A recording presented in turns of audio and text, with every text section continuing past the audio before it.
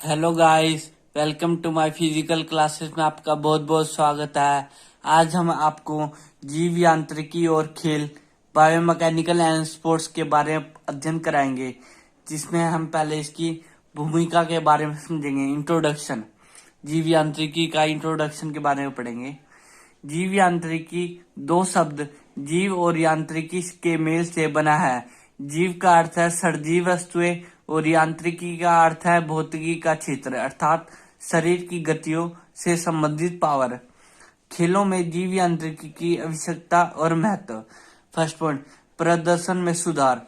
खेलों और शारीरिक व्यायाम में जीव यांत्रिकी का मुख्य उद्देश्य यह है कि भाग लिए जाने वाले खेल और शारीरिक व्यायाम में प्रदर्शन को सुधारा जाए। सेकंड पॉइंट, तकनीक में सुधार। जीव यांत्रिकी के सिद्धांत को लागू करके एक खिलाड़ी की तकनीक को सुधार कर उसके खेल प्रदर्शन को सुधारा जा सकता है। थर्ड पॉइंट, प्रशिक्षण में सुधार, मतलब ट्रेनिंग में सुधार कैसे किया जाए।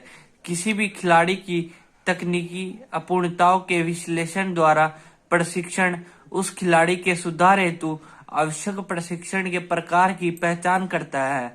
फोर्थ पॉइंट, मानव शरीर को समझने में सहायक।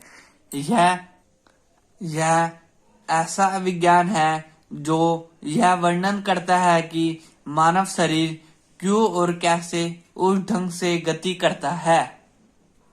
अब हम इसके सेकंड पार्ट में पढ़ेंगे न्यूटन के गति के नियम तथा खेलों में इनका प्रयोग। फर्स्ट है न्यूटन की गति का पहला नियम जड़त्व का नियम या गति स्थिरता का नियम। एक ही बात है।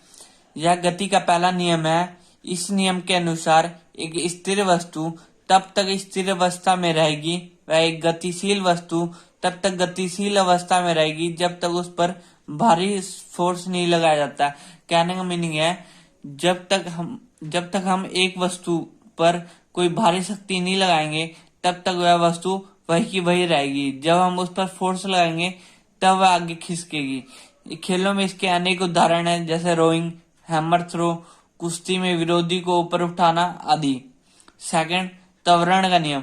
यह गति का नियम है। इस नियम के अनुसार यदि दो समान शक्तियां अलग अलग वस्तुओं पर लगाई जाती है तो कम भार वाली वस्तु अधिक तेज गति से चलेगी। यह नियम भी विभिन्न खेलों में लागू होता है। कहने का मीनिंग त्वरण की नियम का में यह है कि दो समान शक्तियां हैं और दो अलग अलग वस्तु पे लगाई जा रही है। जो कम वो वेट वाली वस्तु होगी वो तो ज्यादा आगे चल जाएगी, अकॉर्डिंग टू जिस वस्तु में वेट ज्यादा है वो कम दूरी तक जाएगी क्योंकि उसमें वजन ज्यादा है। जैसे हैमर थ्रो में जो थ्रोवर अधिक शक्तिशाली है वह 12 पाउंड के हैमर को अधिक दूरी तक फेंक देगा अपेक्षाकृत उस थ्रोवर से जिसमें कम शक्ति है। क्योंकि उस थ्रोवर में कम शक्ति थी अकॉर्डिंग टू पहले वाले वो थ्रोवर से। थर्ड है प्रतिक्रिया का नियम। यह न्यूटन का तीसरा नियम है।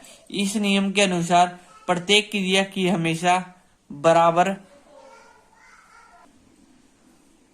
तथा विपरीत प्रतिक्रिया होती है। खेलों के क्षेत्र में इसके अनेक उदाहरण हैं जहाँ यह नियम लागू होता है। जैसे तैराकी, एग्जाम्पल लेते तैराकी काम। एक तैराक आगे बढ़ने के लिए पानी को पीछे की ओर धकेलता है, यह एक क्रिया होगी।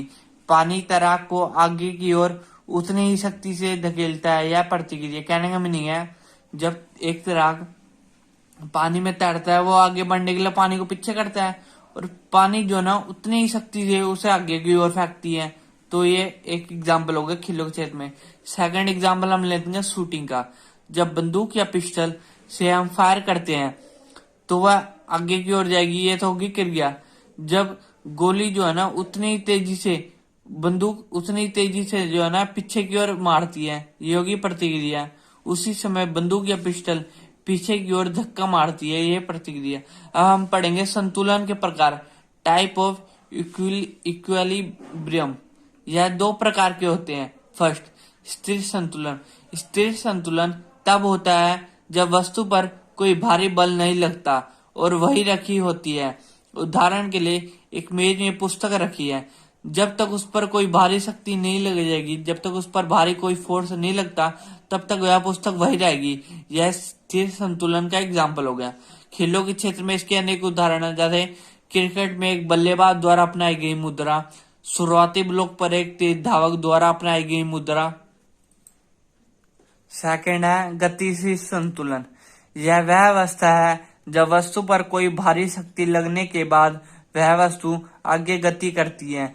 इसकी अवस्था को गतिशील संतुलन कहते हैं। मतलब इसमें यह क्या रखा है, जब हम कोई वस्तु को आगे फोर्स करेंगे तब वह आगे गति करेगी। खेलों में इसके अनेक उदाहरण है। ट्रैक पर दौड़ते हुए एक तेज धावक द्वारा अपनाई गई शारीरिक स्थिति, एक फुटबॉल खिलाड़ी द्वारा पैर से फुटबॉल को आगे की ओर आगे ले जाते हुए अपनाई गई शारीरिक स्थिति। यानी इसके एग्जाम्पल से हम समझ गए होंगे, जब एक फुटबॉलर फुटबॉल को आगे किक करता है तो एक गतिशील शक्ति का संतुलन का एग्जाम्पल है। स्थिर और गतिशील संतुलन में अंतर यह है कि स्थिर संतुलन में कोई गति नहीं होती, कोई मूवमेंट नहीं होगी और वस्तु जो है ना वही की वही रहेगी।